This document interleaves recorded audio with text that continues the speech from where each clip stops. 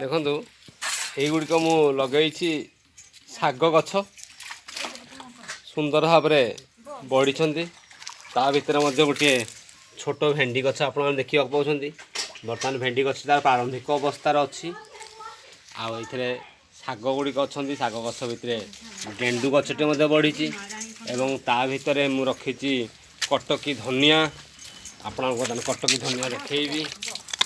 ଦେଖନ୍ତୁ କଟକୀ ଧନିଆ ସେଥିରୁ ମଧ୍ୟ ସୁନ୍ଦର ଭାବରେ ହେଇଛି ଏବଂ ପତ୍ର ଶାଗ ଯାହାକୁ ଆମେ ପ୍ରତ୍ୟେକ 2 ଦିନ 3 ଦିନରେ ଥରେ ଥରେ ତୋଳିକିରି ପାଖାପାଖି 400ରୁ 500 ଗ୍ରାମ ବାହାରୁଛି ଏବଂ ତାକୁ ଆମେ ଖାଉଛୁ। ବର୍ତ୍ତମାନ ଦେଖନ୍ତୁ ଇଏ ଗୋଟେ ସୁନ୍ଦର ଲଙ୍କା ଗଛ। ଗୋଟିଏ 3ଟି ଲଙ୍କା ଗଛ ରଖିଛି। ଏ ଲଙ୍କା ଗଛ ଗୁଡ଼ିକ ଅତି ସୁନ୍ଦର ଭାବରେ ବଢ଼ିଛନ୍ତି। ପେନ୍ଥା ପେନ୍ଥା ଲଙ୍କା ଗୁଡ଼ିକ ହେଇଛି। ଦେଖନ୍ତୁ ଏ ଲଙ୍କା ଗଛ ଗୁଡ଼ିକ ରହିଛି। ଇଏ ମୋ ବାଡ଼ି ପଟେ ଗଛ। ଇଏ ଗୋଟେ ବାଇଗଣ ଗଛ।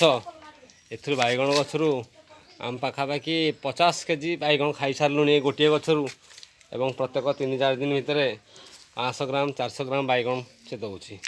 ତା ସହିତ ଏଠି ମଧ୍ୟ ଗୋଟେ ଲଙ୍କା ଗଛ ରଖିଛି। ଆଉ ଇଏ ମଧ୍ୟ ଗୋଟିଏ ଆମର ଲଙ୍କା ଗଛ ରହିଛି। ଦେଖନ୍ତୁ ବର୍ତ୍ତମାନ ମୁଁ ନେଇ ଆସୁଛି ମୋ କଖାରୁ ବାଡ଼ିକୁ। କଖାରୁ ବର୍ତ୍ତମାନ ପର୍ଯ୍ୟନ୍ତ ସେ ଫୁଲ ଅବସ୍ଥାରେ ଅଛନ୍ତି।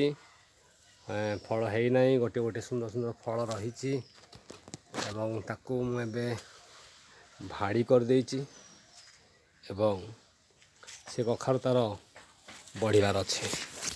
ତା ସହିତ ଇଏ ଗୋଟିଏ କଦଳୀ ଗଛ ଅଛି। ଦେଖନ୍ତୁ ସେ ଭଣ୍ଡା ମଧ୍ୟ ପକେଇଛି। ଆଉ ତା ସହିତ ମୁଁ ରଖିଛି କିଛି ସୁନ୍ଦର ଫୁଲ ଗଛ। ଗୋଲାପ ଫୁଲ ଅଛି ଏଇଠି ତାକୁ ସୁନ୍ଦର ଭାବରେ ସଜାଯାଇଛି। ତା ସହିତ ମଲ୍ଲି ରହିଛି ଏବଂ